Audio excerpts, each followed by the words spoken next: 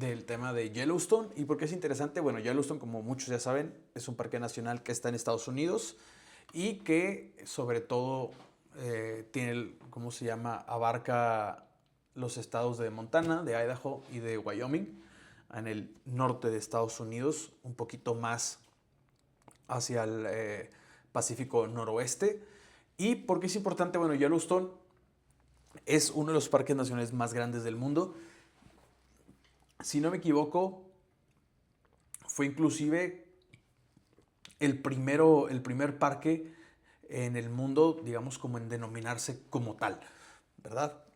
Entonces, ya han pasado cosas como que muy interesantes y como dice el título, en Yellowstone, pues era una zona como todo el norte de Estados Unidos hasta Canadá, donde había muchísimos lobos grises.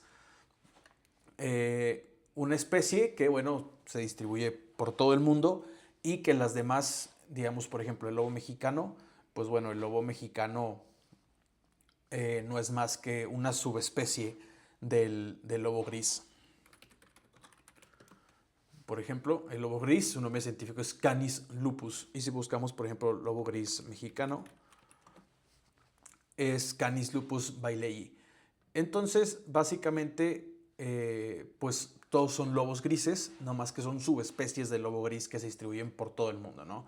Tenemos el lobo gris ibérico, el lobo gris mexicano,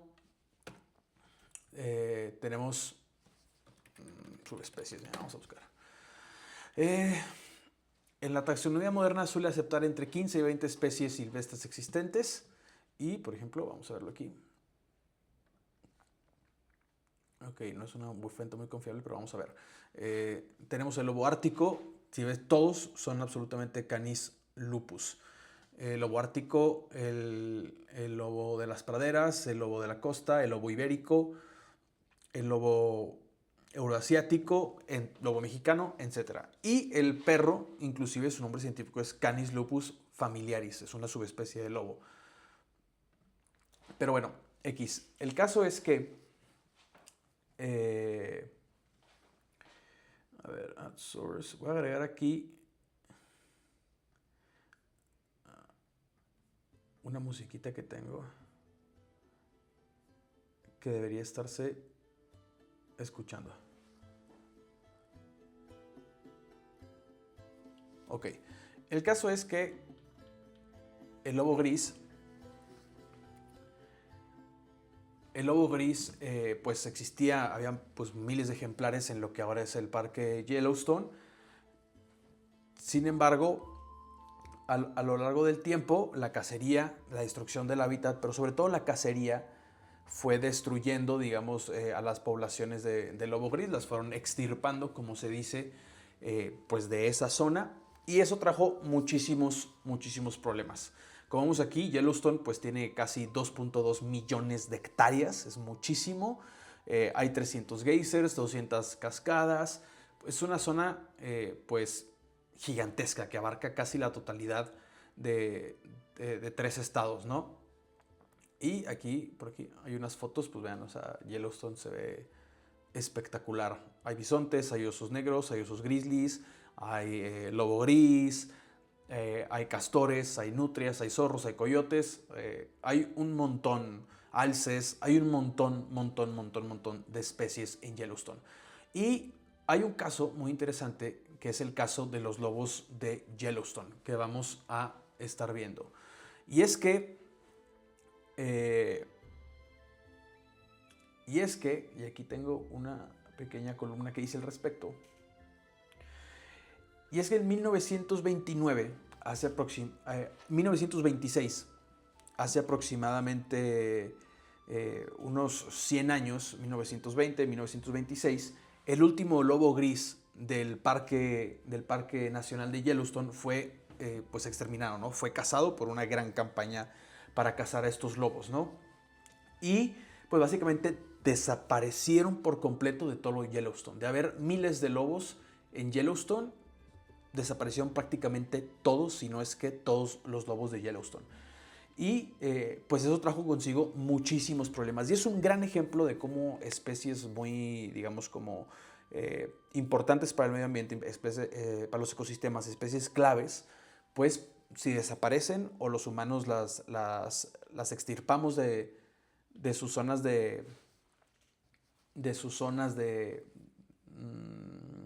¿cómo se llama? De distribución natural, pues generan grandes problemas, ¿no? Y esto fue algo que pasó con el lobo de Yellowstone.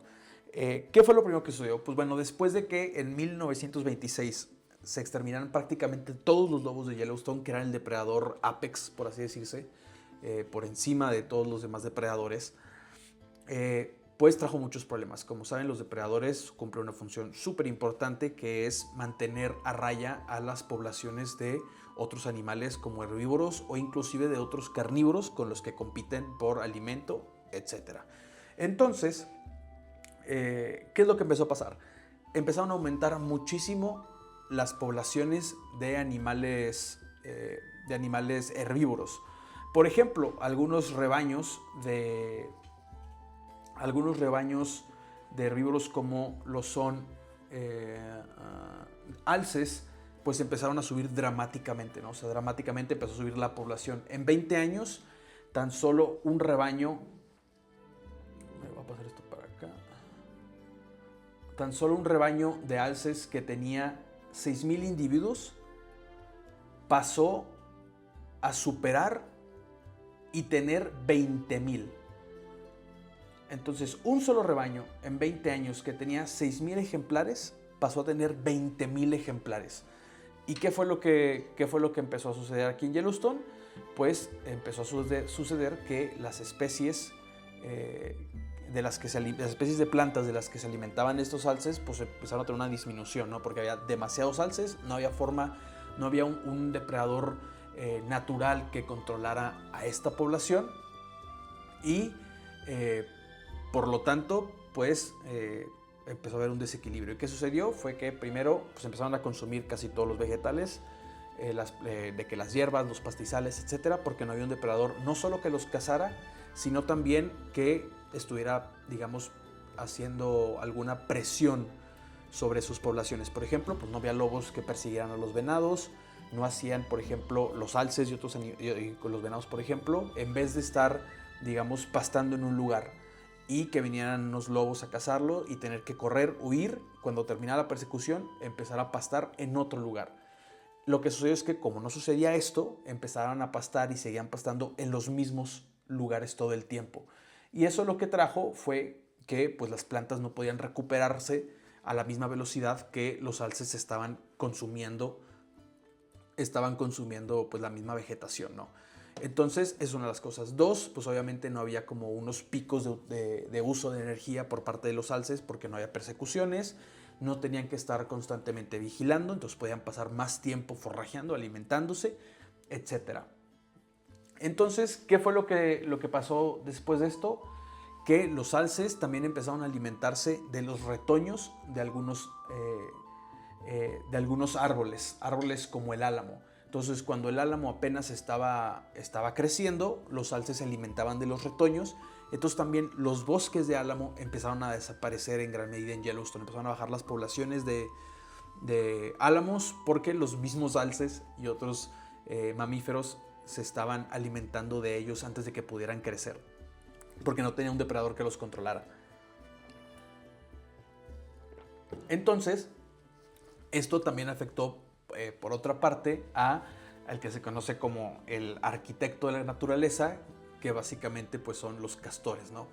Entonces los castores pues, ya no tenían árboles para construir sus presas, puesto que los alces estaban comiendo los álamos, los retoños, puesto que el depredador más importante de la zona había desaparecido por causa humana.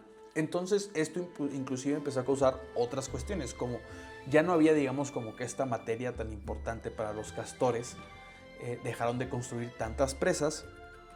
¿Y por qué se les llama que los castores son, cómo se llama?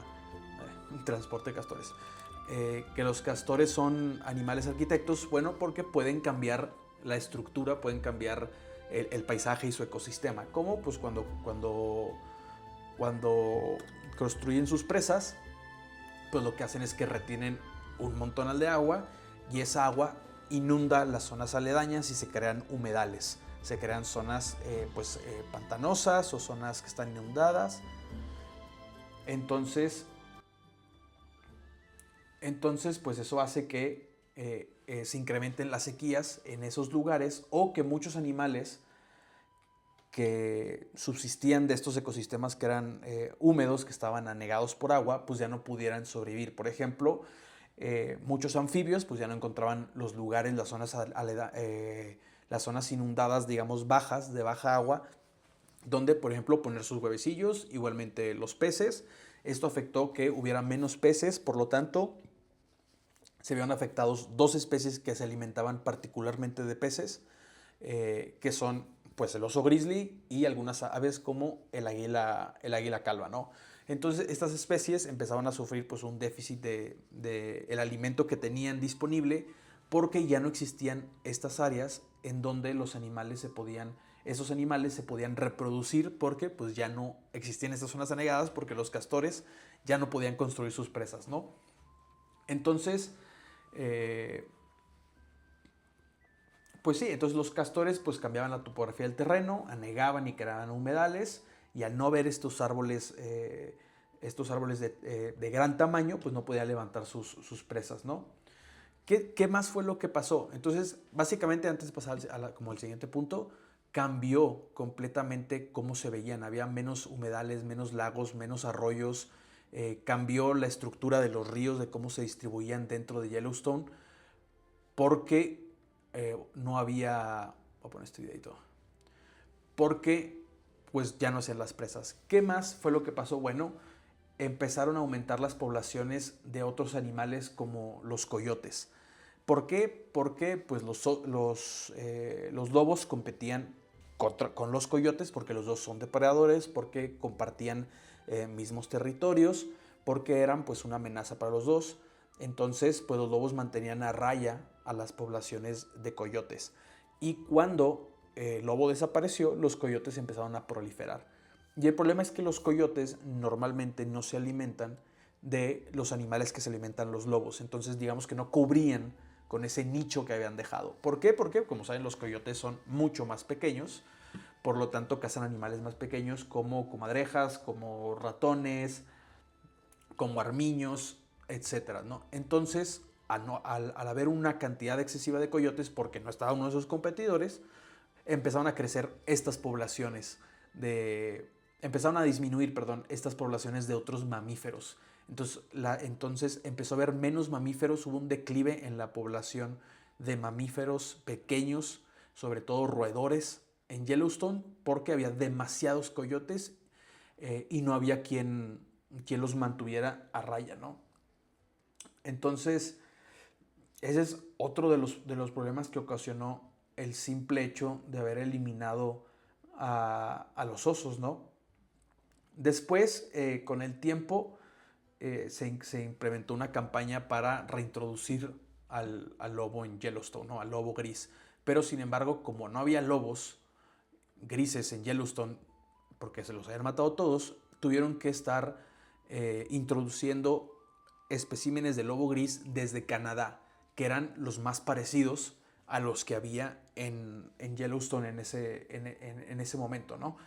Entonces, ¿qué fue lo que sucedió? Pues hoy en día más o menos habitan dentro del parque aproximadamente 100 lobos, fueron 41 lobos salvajes que fueron reintroducidos, como dice aquí en este artículo de National Geographic, y con el tiempo empezaron a reproducirse, y ahorita hay aproximadamente unos 100 lobos que están distribuidos, organizados en 11 manadas distintas. Y es interesante eso porque Wolfpacks Yellowstone Distribution Territory. Vamos a ver. Hay una imagen que vi la vez pasada que está muy interesante, que es un mapa. Mira, por ejemplo, aquí están rastreando a los lobos, le están tomando como unas fotos, pero también los están rastreando satelitalmente, algunos de ellos. Entonces, de esta forma pueden saber cuál es la distribución. Están gigantescos. Ven el tamaño de ese colmillo.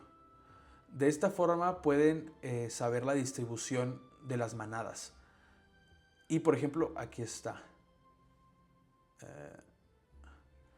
Dice Yellowstone City Park. Aquí está la distribución. Hay una foto que vi la vez pasada, que es la distribución de las manadas dentro dentro del parque. Entonces, si no me equivoco, es esta imagen. Y esta imagen muestra a las diferentes manadas de lobos que se distribuyen en Yellowstone y cómo mantienen. ¿Y cómo es esta? Creo que es esta. Es esta, perdón. Aquí se ve la foto en donde cómo mantienen territorios muy, ¿cómo se llama? Muy específicos, ¿no? Y que normalmente, digamos, gran parte de esos territorios no se apilan entre ellos, ¿verdad? O sea, se respetan, digamos, los territorios dentro del parque de cada uno de los lobos, de cada una de las manadas de lobos. Entonces, ¿qué fue lo que pasó después de esto? Pues sucedió que las poblaciones de venados, comadrejas, berrendos, garzas, ardillas y zorros se empezaron a recuperar porque pues se empezó a controlar el coyote, que fue pues la especie que más, digamos, que era el depredador principal de estas especies, ¿no? Y justamente se quería llevar a cabo pues empezar a cazar al coyote y empezar a cazar al alce, que eran especies que ya no estaban controladas, pues para equilibrar, digamos, el ecosistema. Hasta que dijeron, bueno, ¿por qué mejor, en vez de hacer esto, o complementando esto, por qué mejor nos reintroducimos al depredador natural que mantenía a raya a estas especies? Entonces se les ocurrió, después de 100 años, reintroducir al lobo, ¿no?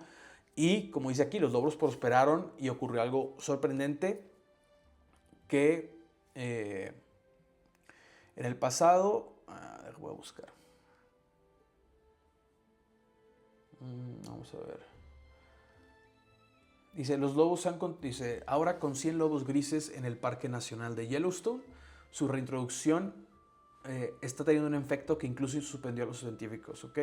Los lobos han contribuido a reducir el número de alces de 17,000 en 1995 a 4,000. O sea, una reducción de más de que 13,000 alces, ¿no? 13,000 alces nomás por reintroducir al depredador natural de la zona.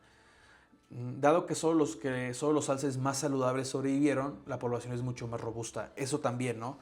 Si normalmente en la naturaleza, pues los animales más adaptados, ya sea o más fuertes, o que requieren menos energía, o que son más inteligentes, etcétera, o que no están enfermos, o que tienen menos probabilidad de una enfermedad, pues son los que más sobreviven. Entonces, ¿y qué mantiene a raya esto? Pues los depredadores. Imagínense que hay una manada de, no sé, de caribús y los pumas cazan, pues se van por el caribú que está enfermo, por ejemplo, o que no corre tan rápido, o etcétera, ¿no? Entonces, pues van descartando de cierta manera a los individuos más débiles. Entonces, por lo mismo, ahora que por la reintroducción del lobo no sobreviven todos los ejemplares, sino nomás los más aptos, por así decirse, pues digamos que genéticamente las poblaciones se van haciendo pues más fuertes, digamos, más aptas, robustas, dice aquí. Todas las muertes de los alces significaban más cadáveres para carroñeros como los coyotes, águilas y cuervos. Y es interesante porque yo leí una vez, los cuervos, pues la gente no sabe que los cuervos hablan, que tienen tienen la capacidad de producir sonidos pues como los nuestros, ¿no? Así como un cotorro o un perico. La diferencia es que los cotorros o los pericos o las aves, los citácidos, se cree que nada más imitan a la gente, ¿no? O sea, nada más imitan el sonido que hagas o el sonido que escuchen comúnmente, así como hay muchísimas aves más, como por ejemplo el ave de lira, que puede imitar no sé, desde los sonidos de los bebés, desde los llantos de los bebés, hasta los sonidos de las cámaras, etcétera, ¿no? A ver, voy a buscar aquí. Es un paréntesis. Vocalización. voy a hacer un paréntesis. A ver, voy a subir el volumen aquí. Toda estrella de rock tiene sus groupies. Pero cuando el ave lira soberbia... Toda estrella de rock tiene sus groupies. Ya macho, pero cuando el ave lira soberbia sube al escenario, le da una nueva definición al término canto de sirena. Como sucede con muchos pájaros, su voz es una forma fundamental de cortejar a las damas. Definición al término canto de sirena. Como sucede con muchos pájaros, esas colas chillonas de 71 centímetros de largo no están nada mal. Canto de sirena.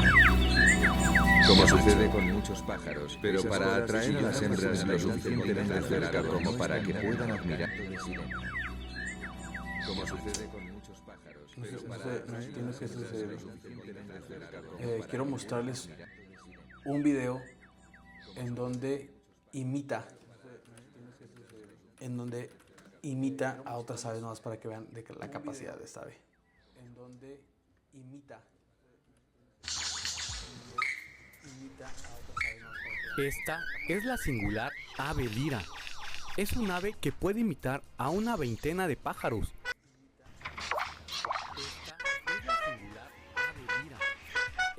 Y hasta Pavarotti.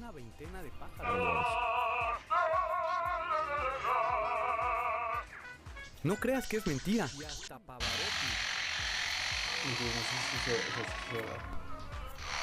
Durante la temporada de apareamiento, el macho prepara el cortejo.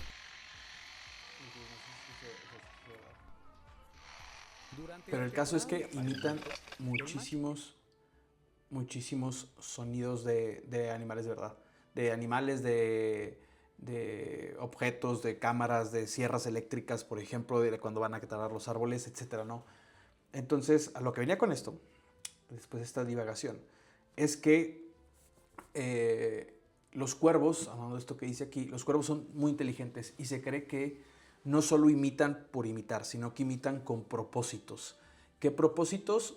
Pues muchísimos. Uno de ellos es justamente, justo hablando de esto de que la carroña para animales como los cuervos, es que los cuervos suelen o pueden imitar aullidos de lobos.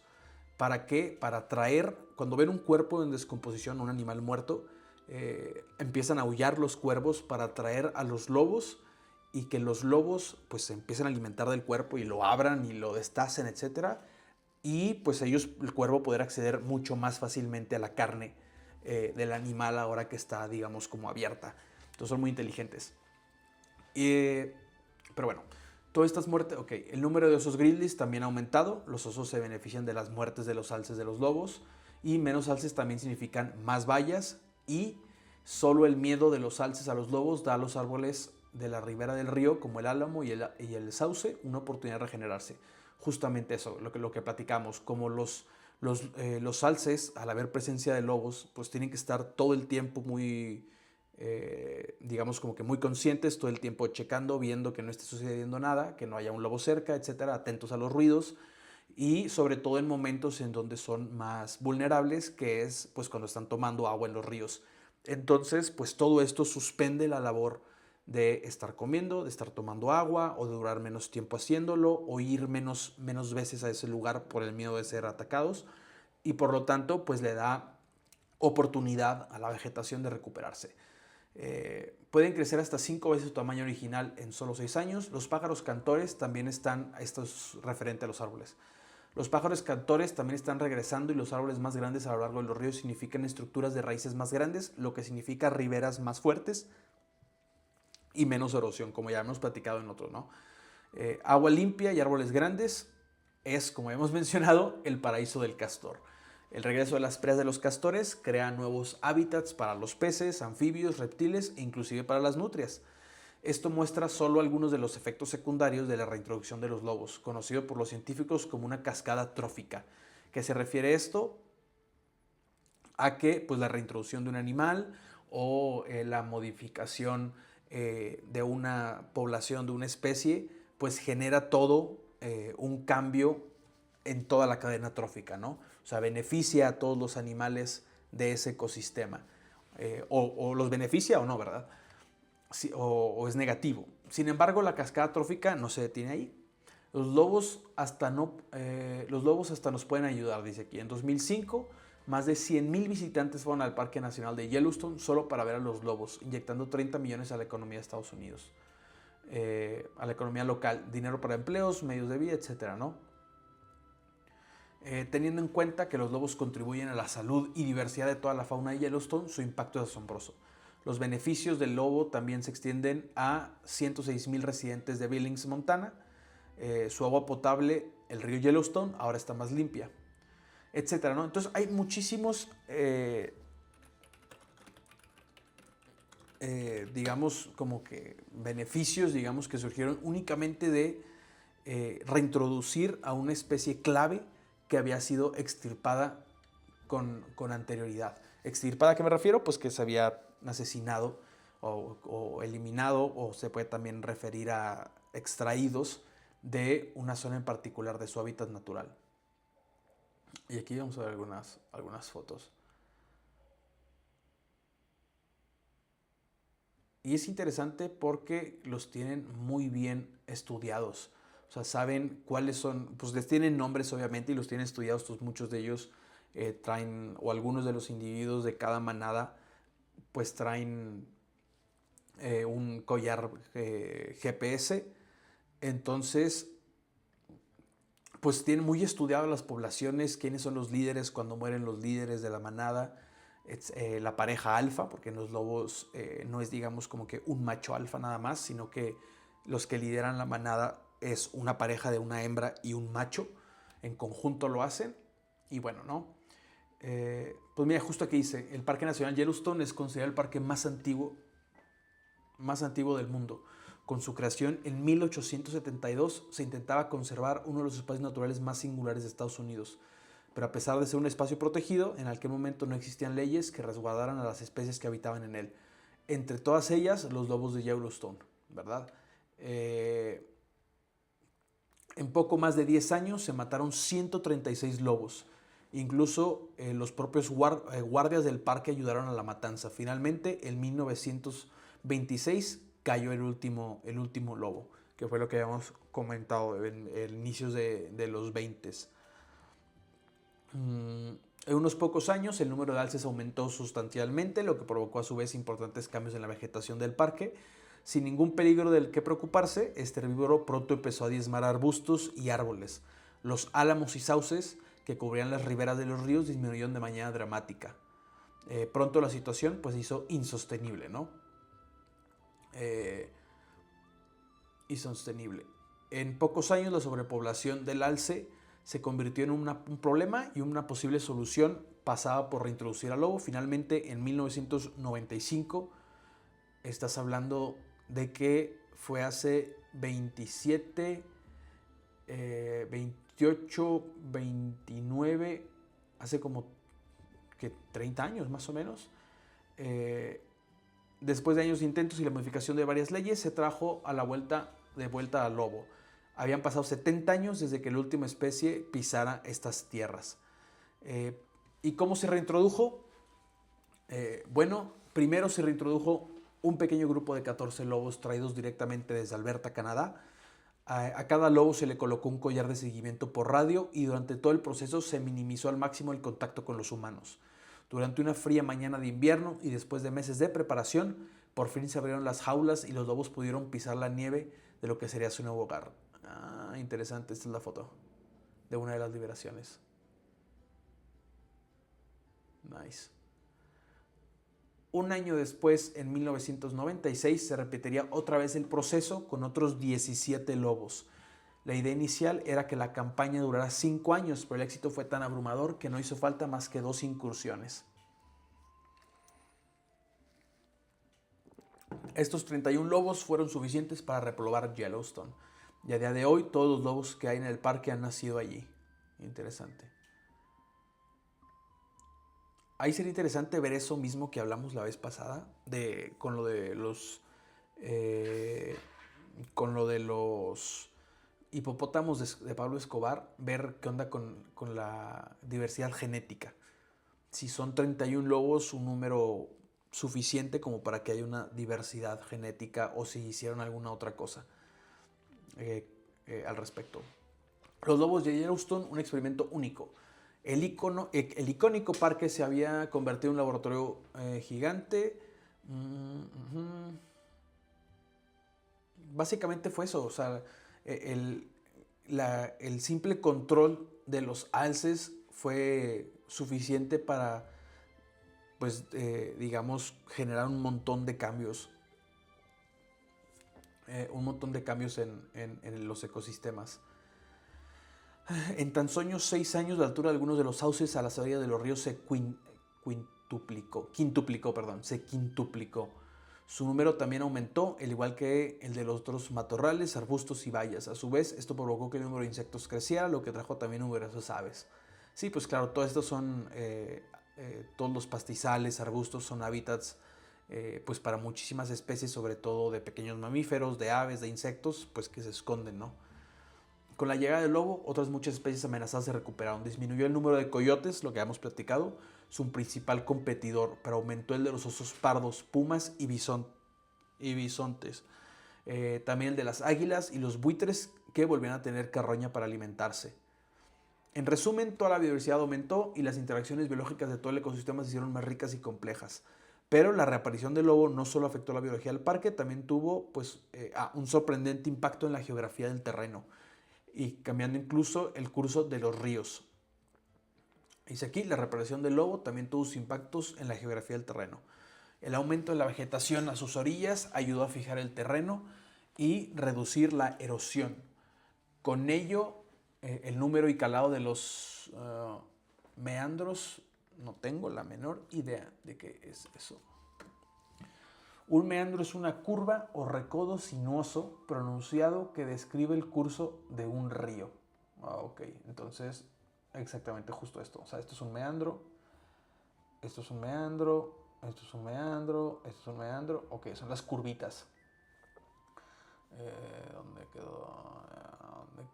Ok, de los meandros, con ello el número y calado de los meandros disminuyó y el curso de los ríos se consolidó. Se volvieron más rápidos. En estas condiciones, los castores que también habían estado desaparecidos durante años regresaron. Esos pequeños ingenieros empezaron a construir sus diques y barreras con la madera del sauce, generando así balsas de agua que favorecieron aún más el crecimiento de estos árboles. Sí, pues balsas de agua, o sea, zonas anegadas de agua.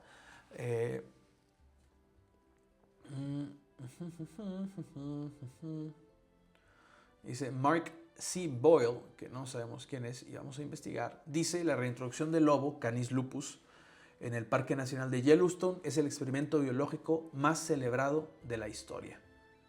Pues sí, porque es un gran ejemplo de cómo hay ecosistemas en donde lo único que se necesita es proteger a ciertas especies,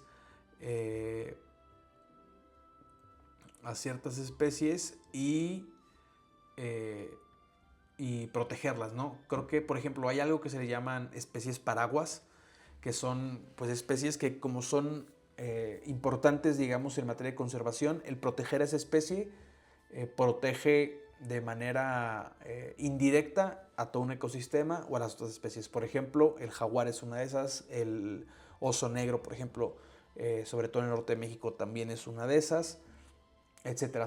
Normalmente son especies grandes. Aquí más fotos de los lobos.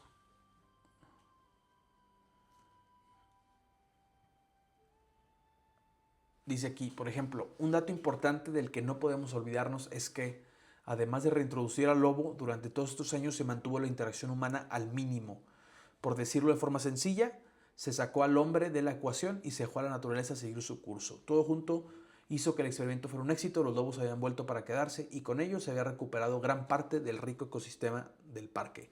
Pues bueno, es creo que uno de los casos, y yo escribí, me acuerdo en su tiempo, no en su tiempo, después una vez que me puse a ver un documental en YouTube de justamente de esto, de que pues ha sido uno de los casos más impresionantes, ¿no?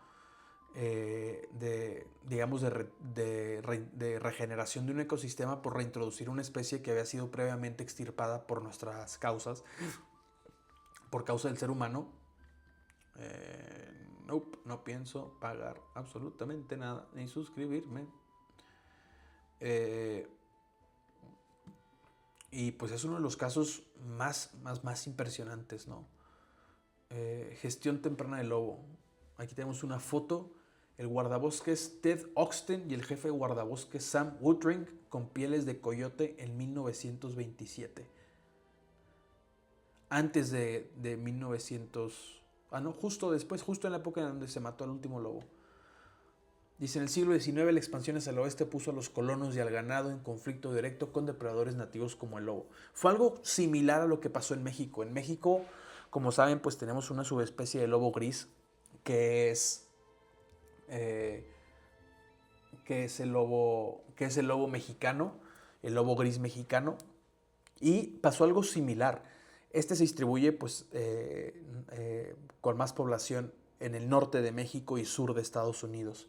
Entonces, aquí lo que sucedió, que puede dar inclusive para otro live entero, es que pues, los lobos, el lobo gris mexicano, era visto como pues, un peligro para los ganaderos. Entonces se llevó a cabo una campaña de exterminio impresionante, una campaña que era financiada por Estados Unidos, por el propio gobierno, le pagaba a los colonos, a la gente, para que empezaran pues la matanza de lobos, ¿no? Inclusive Estados Unidos presionó al gobierno mexicano para que iniciara una campaña también de este lado de la frontera. Y es interesante porque a ese exterminio pues, de una especie que se distribuía en el norte de México, también se hace referencia al exterminio de algunas, ¿cómo puedo decir? De algunos grupos originarios del norte de México, en donde también el gobierno de Estados Unidos presionó a México para presionarlos. Y pues para presionarlos y matarlos. Entonces, y pues algunos de estos grupos pues tenían un acercamiento, pues una cosmovisión distinta a la que tenemos nosotros sobre la naturaleza, ¿no? Entonces, podemos ver cómo pues hay ciertas similitudes de lo que pasa en los procesos de colonización. En respuesta, los humanos emprendieron, voy a regresar aquí, emprendieron esfuerzos generalizados de erradicación, incluyendo el envenenamiento, que eliminaron a los lobos de la mayor parte de su área de distribución histórica. A principios del siglo XX se dirigieron a lobos, osos, pumas, coyotes para proteger al ganado y a la fauna silvestre deseable, como ciervos y alces, que se les conoce como en inglés como game, pues son para cacería, ¿no? Entonces a eso sí se les protegía. Un estudio intensivo en la década de los 70 no encontró evidencia de una población de lobos en Yellowstone. O sea, ya no había lobos según ese estudio. Se produjeron avistamientos ocasionales como un cánido parecido a un lobo filmado en el valle de Hayden en 1992, pero no se confirmó parejas reproductoras. Durante la década de 1980, los lobos comenzaron a restablecer manadas reproductoras en el noroeste de Montana. Estamos hablando de que ya habían pasado 60 años desde que se reintrodujo el lobo de ejemplares de Alberta, Canadá. En el noroeste de Montana, con 50-60 lobos reportados para 1994. Y miren, aquí hay un cronograma interesante. 1926 se extermina la última manada de lobos en Yellowstone, aunque había algunos reportes solitarios, ¿no? En el 1974 el lobo gris es catalogado como especie en peligro de extinción, lo que da inicio a los esfuerzos de recuperación en virtud de la Ley de Especie en Peligro de Extinción. 1975 comienza la reintroducción. En el 91 el Congreso asigna fondos para el estudio de impacto ambiental sobre la recuperación. En el 94 se completó el estudio de impacto para la introducción del lobo con más de 160,000 comentarios públicos, la mayor cantidad hasta ese momento por cualquier propuesta federal. Esto es interesante también. Es un precedente en este tema. Del 95 al 96, 31 lobos grises del oeste de Canadá son trasladados a Yellowstone. 1997, 10 lobos del noroeste de Montana son reubicados. Un tribunal ordena su traslado, pero la decisión queda suspendida a la espera de una apelación, revocada en el 2000, 3 años después. Entre 1995 y 2003 los lobos mataron significativamente menos ganado del esperado. Esa es otra de las cuestiones. Por ejemplo, hay casos como esta columna que había hecho la escribí porque algunos conocerán a este personaje que es la presidenta de la Comisión Europea, que es Ursula von der Leyen. No sé si así se pronuncia. Bueno, ella es la presidenta de la Comisión Europea, pues una mujer de mucho poder, y junto con el Parlamento Europeo, allá por el 2023 creo, impulsaron una guerra legislativa y mediática en contra del lobo euroasiático. ¿Qué fue lo que pasó? Que empezaron a hacer digamos, una campaña, digamos, política, como de marketing en redes sociales, páginas oficiales, etcétera, en donde decían que el lobo euroasiático era peligroso y empezaron a impulsar, digamos, esta campaña para exterminar al lobo euroasiático. El lobo euroasiático fue casi llevado a la extinción también en Europa, y después se hicieron también medidas para digamos, regenerar sus poblaciones. Y estaba como una especie bajo algún tipo de protección especial. Y justamente querían abrir una veda para la cacería del lobo. Hicieron toda una campaña para mostrarlo como peligroso, como que era malo para el ganado, etcétera, ¿no? Y creo que activé X. Y tanto así que quiero ver si la puedo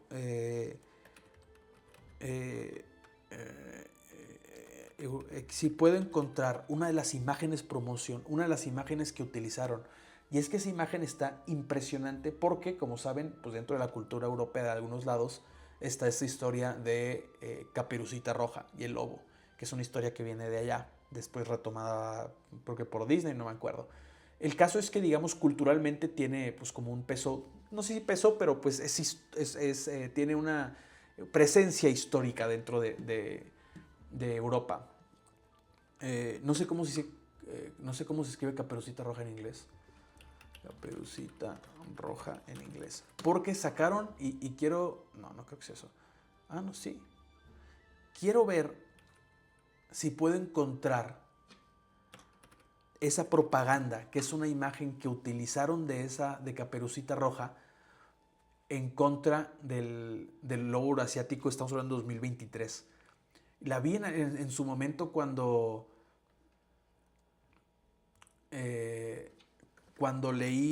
hice la columna, pero no la encuentro. Pero era pues una propaganda para matar al lobo, para que se empezara una campaña, digamos, de desprestigio, de volver a abrir de nuevo la veda para matar lobo.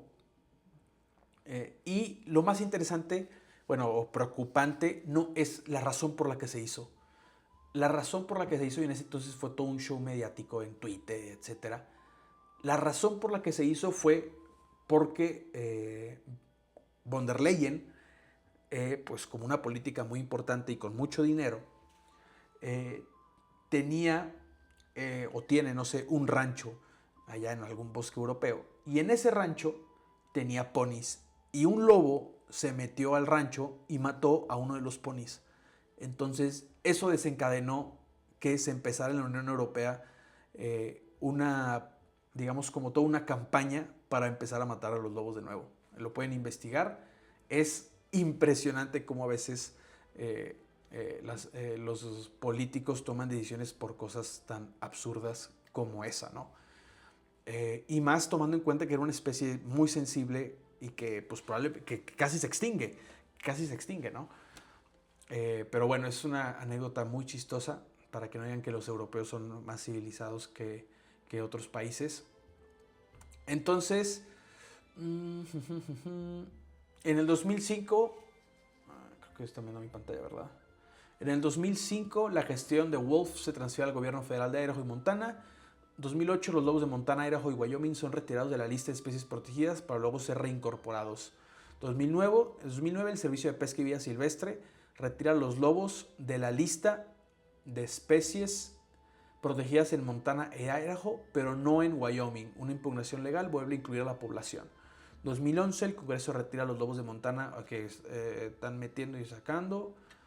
Vamos a saltarnos. 2017, los lobos han sido retirados de la lista de especies protegidas. 4 de enero de 2021, todos los lobos grises de los 48 estados continentales fueron eliminados de la lista de especies protegidas por la Ley de Especies de Peligro de Extinción. Entonces, pues fue una lucha, me imagino, en su momento tanto legal como mediática. Me imagino que muchos ganaderos, etcétera, pues no creo que estuvieran muy a favor de esto. Pero, pues, fue impresionante cómo cambió todo un ecosistema para bien solo por reintroducir a una sola especie, a una especie clave que generó, como dice aquí, una cascada trófica para bien. Es impresionante, es una historia muy interesante y es un gran ejemplo, ¿no? De lo que se puede hacer. Y pues vamos a buscar algunas fotos antes de terminar. Yellowstone Wolf Killing. Vamos a ver. No sé si sea este.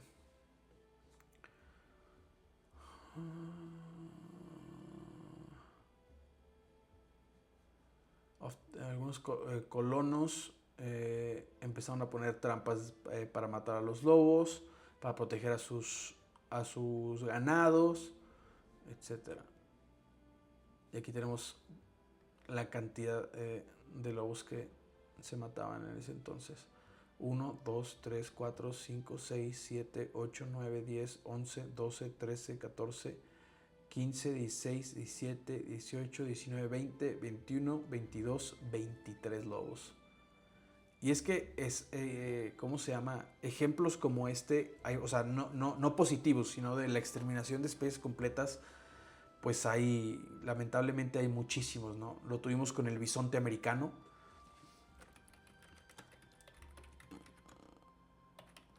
Cuando fue erradicado también por los colonos ingleses, ya inclusive hasta después de que Estados Unidos fuera un país como tal. Pero, por ejemplo, vean esta foto. Y es una foto real, es de la página del Servicio de Parques Nacionales de Estados Unidos. Fotografía de 1892, una pila de cráneos de bisonte americano esperando a usarse como fertilizante. Y vean esto.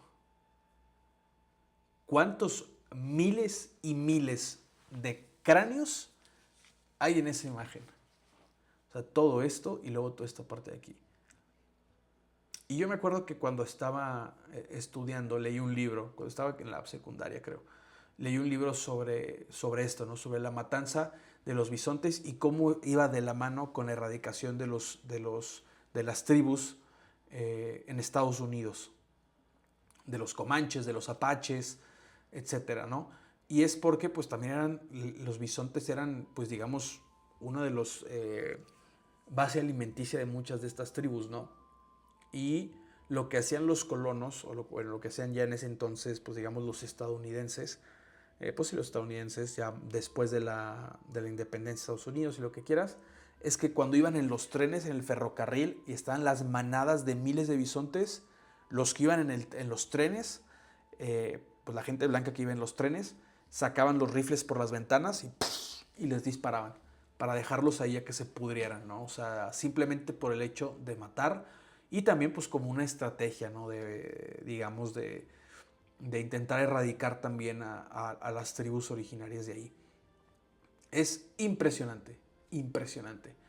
Entre esos se fue también el bisonte americano de las planicies, que era una subespecie de México y que se distribuía en el norte de México, pero que se han estado reintroduciendo ejemplares. Hay ejemplares en Cuatro Ciénegas, en Ocampo, si no me equivoco también en Durango, en Chihuahua han estado metiendo especies de ejemplares de de bisonte de las planicies, que era una subespecie que se llama bison. Y justamente una de esas es esta foto que yo tomé de un bisonte americano en las planicies. Dice aquí, y esta información la saqué en su momento de la Comisión Nacional de Áreas Naturales Protegidas y reintroducido en México después de más de 100 años de su extinción en estado salvaje, el bisonte americano en las planicies, una subespecie del bisonte americano, solía ser una especie muy común en los territorios coahuilenses. Hace 200 años en toda América habitaban por lo menos 30 millones de bisontes. Para 1880 la población se vio disminuida a poco más de 1000 individuos. O sea, estás hablando de que mataron 29.999.000 bisontes, resultado de la destrucción de sus ecosistemas, la cacería indiscriminada y las enfermedades. El bisonte habitó las planicies, esta subespecie, habitó las planicies de Coahuila, Sonora, Nuevo León, Durango y Chihuahua. Sin embargo, pues este animal a la segunda mitad del siglo XIX y fue hasta hace pocos años que su reintroducción en México se empezó a llevar a cabo. Esta es una foto que tomé en Huawei de Ferniza, allá en Coahuila. Y pues bueno, ¿y por qué viene a cuento? Porque pues es otro ejemplo, ¿no?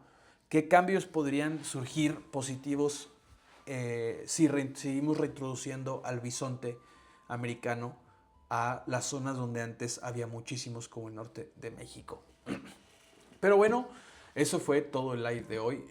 Perdón por todo el show de la música al inicio y todo eso. La verdad es que como para hacerlo un poquito más dinámico, quería poner como que música en el fondo, pero todavía no le agarro bien la onda al OBS, que es esta, digamos, plataforma con la que estoy, ¿cómo se llama? Estoy transmitiendo y que me da la oportunidad, por ejemplo, de poner todo el, ¿cómo se llama? El fondo que ven aquí, que el marco de las fotos y todo eso, ¿no? Entonces, por eso. Pero bueno, gracias a todas y a todos los que se unieron. Como saben, todos estos lives, después de que salen aquí, los subo a YouTube. Por si quieren compartirlo, por si quieren verlo de nuevo, lo que sea. Todo lo subo a mi página de YouTube, que es igual de Waxwing, que lo pueden ver ahí en YouTube. También ahí está mi corto documental Returns, hablando de las tortugas. Hace poquito fuimos al Festival Internacional de Cine de Teotihuacán. Impresionante muchas gracias, Caro. ¿Cómo se llama? Todo el evento, la inauguración estuvieron impresionantes. Ahí subí algunas fotos, pero bueno, ahí todo lo que subo aquí se va a subir por diferido también a YouTube. Entonces, pues bueno, muchísimas gracias a todas y a todos. Este live estuvo como que un poquito medio raro ahí, medio improvisado, porque no tuve tiempo de ver bien cómo hacer eso de la música, pero bueno, les juro, les prometo que a la próxima lo checamos bien y nos metemos.